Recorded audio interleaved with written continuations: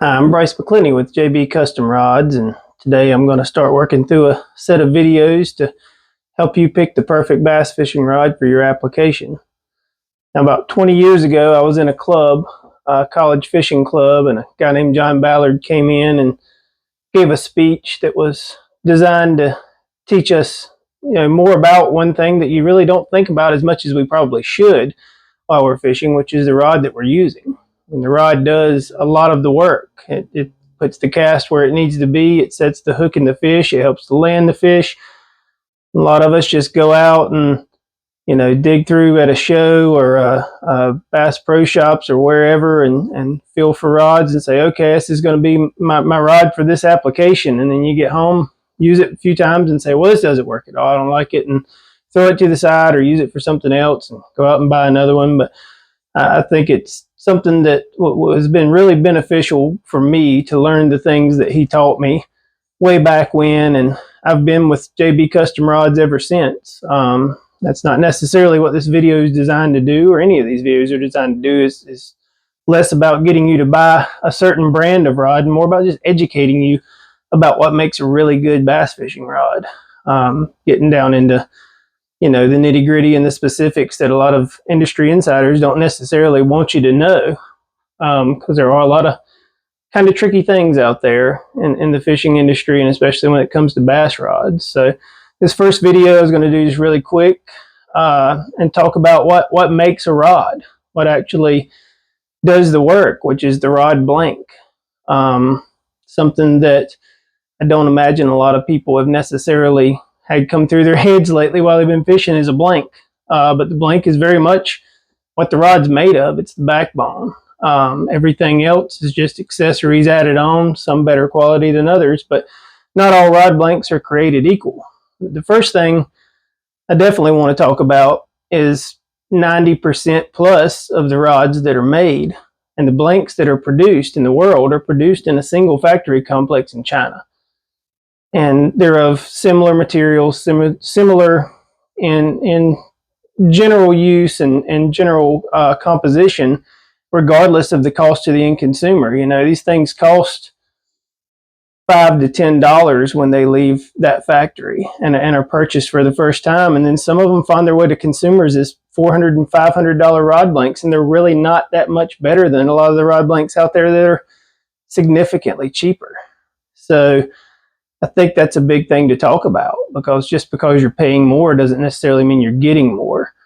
By and far, the mass majority of fishing rods on the market today, be it bass or saltwater or whatever, are graphite. And that's for a very good reason. Graphite is really kind of a perfect blend of different things that come together to make the perfect rod. And, it's lighter weight. It's got the strength you need. It can be easily woven into a rod to make a blank. Not all graphite is equal, though. Most consumer rods out there are single modulus graphite. And what I mean by that is when that graphite is woven, it's woven very consistently from top to bottom of the rod as it's woven into that blank. And we've seen it on our rods before: IM6, HM6, IM8, HM10. Don't really think a lot about what that means, but what that really actually means is how densely woven that graphite is. And a more densely woven finer thread graphite, or finer part graphite, is going to make a rod that's got a lot more bend in it. It's going to be, think of your cranking rods, your finesse rods, and things like that. But it's also going to get pretty heavy because there's a lot more material ultimately going there than, say, a flipping stick or something like that. It's going to be a lower modulus graphite. And that lower modulus graphite is really strong. It can be lightweight because it's less weaves per individual unit. But at the same time, you're sacrificing a lot at the top of that blank, and you're actually getting a lot more backbone, but you're not getting much tip, which sometimes is what you want. And sometimes you want some of those rods that are the higher modulus that are just a true noodle rod, bends throughout. Think crappie fishing rods. It's perfect, right?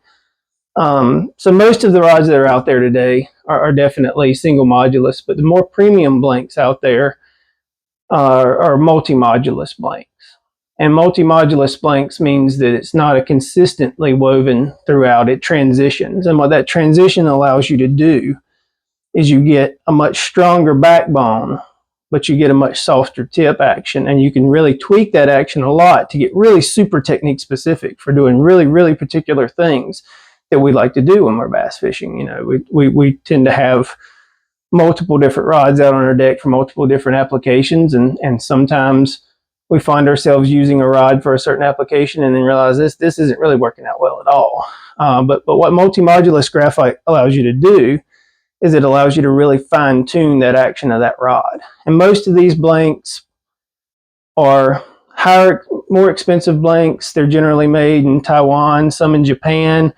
There's a few smaller manufacturers out there here and there and everywhere, but they are the more premium blanks and the ones that when you really start to get into more nuanced forms of fishing, you really need to be looking into. Not to say that a single modulus blank can't be perfect for a certain application, because we certainly sell a lot that are single modulus blanks just because they work really well for what we want them to do, and why spend more money on that blank if you're not really going to get that much more return on investment. And between multi-modulus and high modulus and single modulus, you don't really lose or gain a whole lot in durability over time. Sometimes we've seen companies that do try to transition a little bit too quick from a higher to a lower modulus, and you will get some problems there.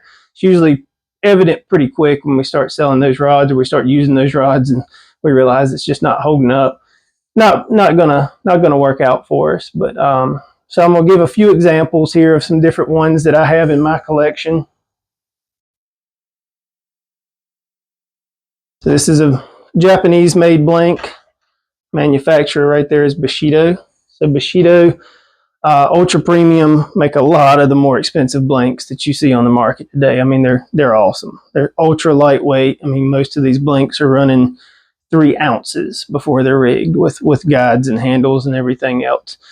And the beautiful thing about some of these blanks is even though they're super lightweight, like this is a really heavy backbone, but as you notice, it does have that bit softer tip there. So you've got a pretty soft, supple tip in there that goes into a really super strong backbone. And I use this particular rod. This is a Shaky Man heavy rod that I use quite a bit for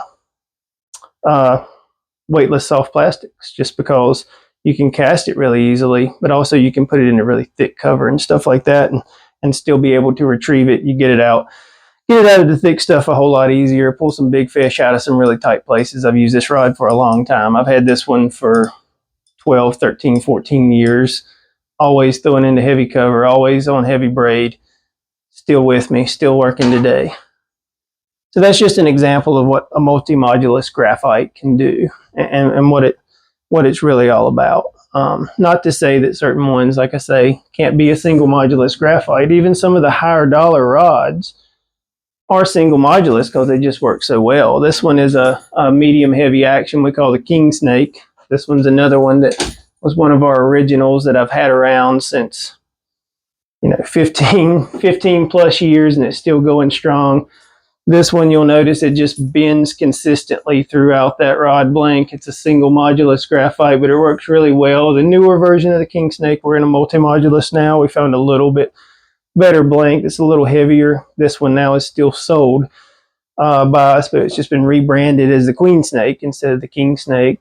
That's an example of a single modulus graphite rod that works great for those medium heavy applications, throwing a football jig offshore, slow rolling a big spinnerbait.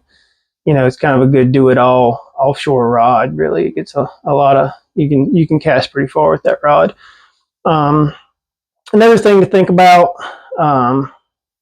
definitely, is I have people ask me every year at the show, I've heard that, you don't have the spline rods anymore. You don't have to find the spline. They're made without a spline now, and that's just not true. It's another falsehood, and it's something that I don't know where it came from. I think a lot of it is that most of these rods are mass produced. Honestly, they're made in factories, and it's not something that is to properly spline a rod. And what I mean by that is every graphite rod has a backbone. It has a point that is the backbone and is the strongest part of the rod, and that needs to be perfectly positioned opposite of how that rod is going to bend under most normal hook set applications. And if you don't properly spline that rod, we hand spline every single rod. It's not just one particular type of rod and it's one size fits all for everything. You have to do this with every single blank. And just put a little chalk mark at the bottom is what we do to mark where that spline is, and that way we know where the backbone of that rod runs. And if you're not properly splining those rods, if you're not doing this, then you're going to run into problems. They're not going to be very durable. A couple of manufacturers out there didn't do a really good job with this in the past, and some of them, a lot of them aren't around anymore. One particular brand that shall remain nameless that made some really colorful, beautiful orange rods back in the day. Yes, so a guy snapped 2 of them in one day flipping docks, and it was, it broke right at the handle. Classic. This rod wasn't splined right from the factory. It's $100 to $200 rod, and the guy had bought 6 or 8 of them, and they were all going to do the same thing at some point because they weren't properly splined. So regardless of who you're buying the rod for or from, regardless of what you're doing it, make sure you check that spline on that rod. And it's easy enough to do. There's videos all over the internet to show you how to properly spline a rod. But when you pick it up and look at it, do more than just bend it or switch it around in the air or whatever you do. Make sure you actually ask some questions, look a little deeper into it, and figure out what's actually going on.